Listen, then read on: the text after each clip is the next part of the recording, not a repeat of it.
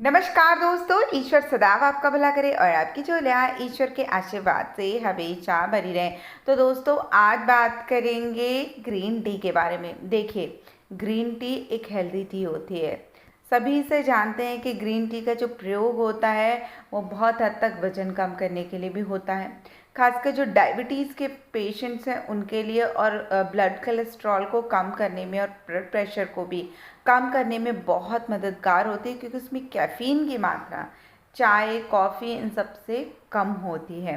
Calorie zero होती है, तो वज़न कम कम करने में भी बहुत ज़्यादा सहायता करती है। इसके अलावा ये हमारी इंसुलिन की सेंसिटिविटी बढ़ाती है, जिसकी वजह से ब्लड शुगर लेवल को कम करने का काम करती है। और ग्रीन टी में जो मौजूद कैटेसिन इंसुलिन के प्रभाव को कम करता है और ये कार्ब्स के प्रभाव को भी कम करता है, जिसकी वजह से डायबिटीज़ के रोगियों के लिए तो बहुत ही ज़्यादा फायदेमंद होती है। लेकिन फिर भी कहूँगी कि कभी भी चाय से अपने दिन की शुरुआत ना करें।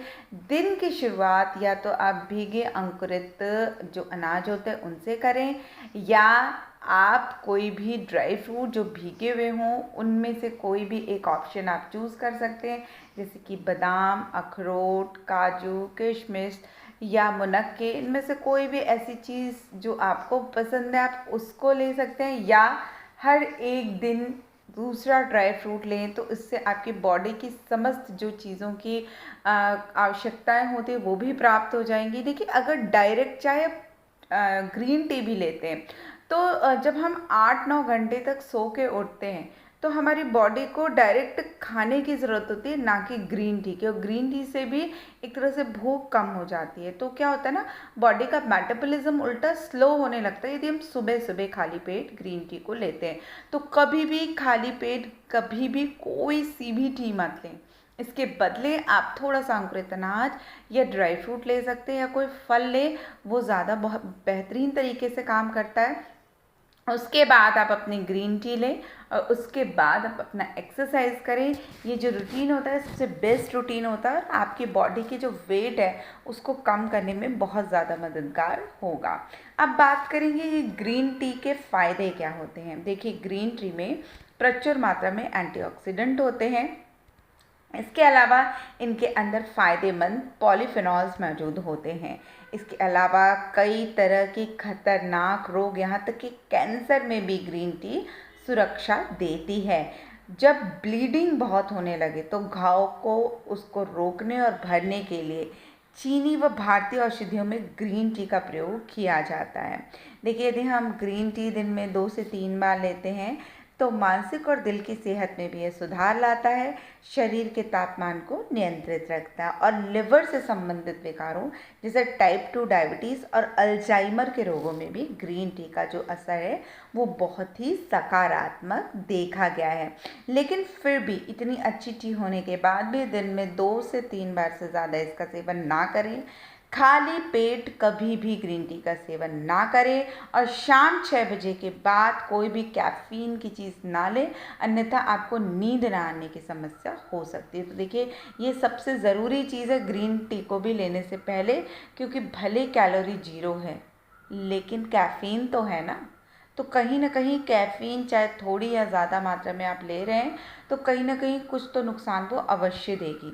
तो इस चीज़ का ध्यान रखें कि आवश्यकता से अधिक कैफ़ीन का प्रयोग हमें नहीं करना चाहिए।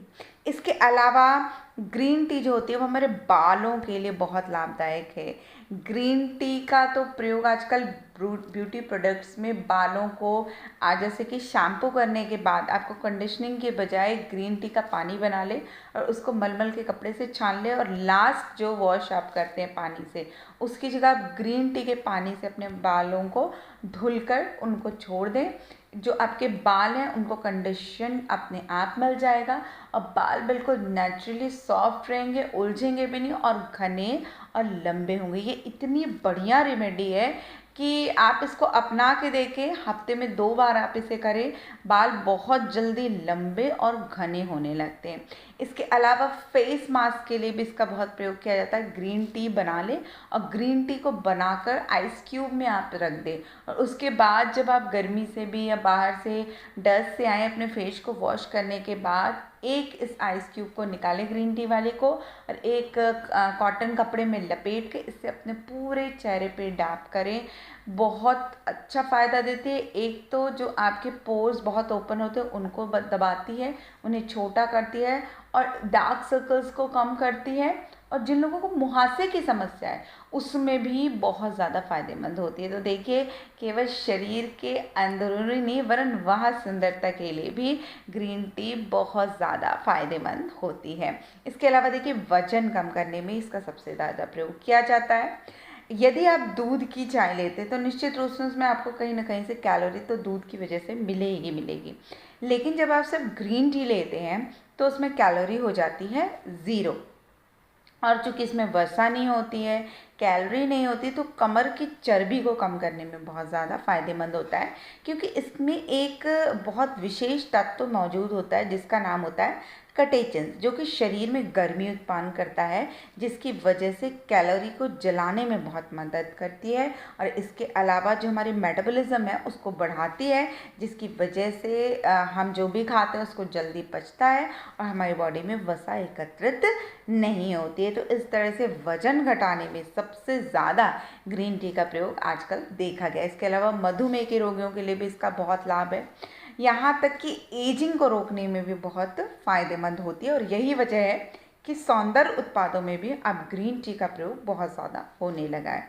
खासकर जो लोग धूप से बिल्कुल आते हैं उनके लिए ग्रीन टी का जो फेस मास्क होता है, या जो अभी मैंने कुछ देर पहले आइस क्यूब बताए थे, आप उसका प्रयोग करते हैं तो जो धूप की गर्मी से होने वाली परेशानियां होती हैं वो भी ख़त्म हो जाती हैं। इसके अलावा देखिए, ग्रीन टी के कुछ नुकसान भी होते हैं। पहली बात तो इसमें कैफ़ीन होती है, तो जिन लोगों को कैफ़ीन से एलर्जी है या जो लोग बहुत मात्रा में इसे लेते हैं तो उसे अनिद्रा और पेट की खराबी जैसी समस्याएं हो सकती है। इसके अलावा ग्रीन टी में टैनिन होता है, इसलिए यदि आप खाने से पहले ग्रीन टी पीते हैं तो ये ज़्यादा फ़ायदेमंद नहीं होती। जब भी आपको ग्रीन टी लेना है, कम से कम खाने के 1 घंटे बाद या खाने के 1 घंटे पहले लें, तो ये ज़्यादा अच्छा फ़ायदेमंद साबित होती है। इसके अलावा जब ज़्यादा आप कटेचन्स लेते हैं, क्योंकि ग्रीन टी में कटेचन्स की मात्रा बहुत अधिक होती है, तो भोजन में जो आपके जो लौह तत्व होते हैं उनको ये अवशोषित करने में कमी कर देती है। तो कभी भी खाने से 1 घंटे पहले और खाने के 1 घंटे बाद ही इसको लें, इससे पहले कभी भी ग्रीन टी को ना लें। और ख़ासकर आप कुछ विशेष दवाओं का प्रयोग कर रहे हैं तो आपको ग्रीन टी लेने से पहले अपने डॉक्टर की सलाह ज़रूर ले लेनी चाहिए। अब बात करेंगे ग्रीन टी को बनाएं कैसे। देखिए, ग्रीन टी बनाने का सबसे बेस्ट तरीका, आप इसे नॉर्मल टी की तरह ना बना के अपने पैन में आप पहले पानी गर्म करें। उसके बाद आप जब पानी अच्छे से गर्म हो जाए तो उसमें आप 1 चम्मच ग्रीन टी, या यदि आप टी बैग से बना रहे हैं तो वो टी बैग उसमें 1 या 2 डालें, जो जितने कप आप बना रहे हो उसके हिसाब से, और फिर आप उसको 1 से 2 मिनट के लिए ढक दें। यदि आप ज़्यादा देर तक उसमें चाय की पत्ती या टी बैग्स डाले रखेंगे तो चाय कड़वी हो जाएगी। 1 से 2 मिनट रखने के बाद आप इसे निकालें। यदि पत्ती है तो आप उसे छान के पी लें, और टी बैग से तो टी बैग निकाल कर अलग रख दें और फिर उसे पी लें। ये बहुत ही फ़ायदेमंद होगी आपके लिए, और आपके बॉडी के मेटाबॉलिज्म को तेज़ी से बढ़ाएगी। अब बात करेंगे ग्रीन टी पीने का सही समय कहाँ होना चाहिए। तो मैंने पहले भी बताया है कि नाश्ते के साथ ले सकते हैं, नाश्ते के बाद ले सकते हैं, लेकिन सुबह कभी भी खाली पेट ना लें। इसके अलावा दोपहर और रात के खाने से पहले तो बिल्कुल भी ना लें, और दोपहर के खाने से 1 घंटा पहले और खाने के 1 घंटे बाद ही लें तो ज़्यादा फ़ायदेमंद है। और रात में सोने से कम 4-5 घंटे पहले ही टी पी लें, क्योंकि यदि बहुत लोगों को देखा गया है कि कैफ़ीन यदि वो 5 से 6 बजे के बाद लेते हैं तो रात में अनिद्रा की शिकायत हो जाती है। इसके अलावा बहुत रात में कभी भी इसे नहीं पीना चाहिए। और यदि आप एक्सरसाइज करते हो तो एक्सरसाइज करने के आधा घंटा पहले आप इसे पी सकते हैं। इससे आपकी जो बॉडी का स्टैमिना है उसे बढ़ाने में बहुत ज़्यादा मदद मिलेगी। तो दोस्तों, आशा करती हूँ आपको हमारी आज की दी हुई जानकारी पसंद आई होगी। ऐसे ही रोचक जानकारियों के लिए कृपया आप हमारे चैनल को लाइक, सब्सक्राइब और शेयर अवश्य करें। तब तक के लिए दोस्तों, नमस्कार।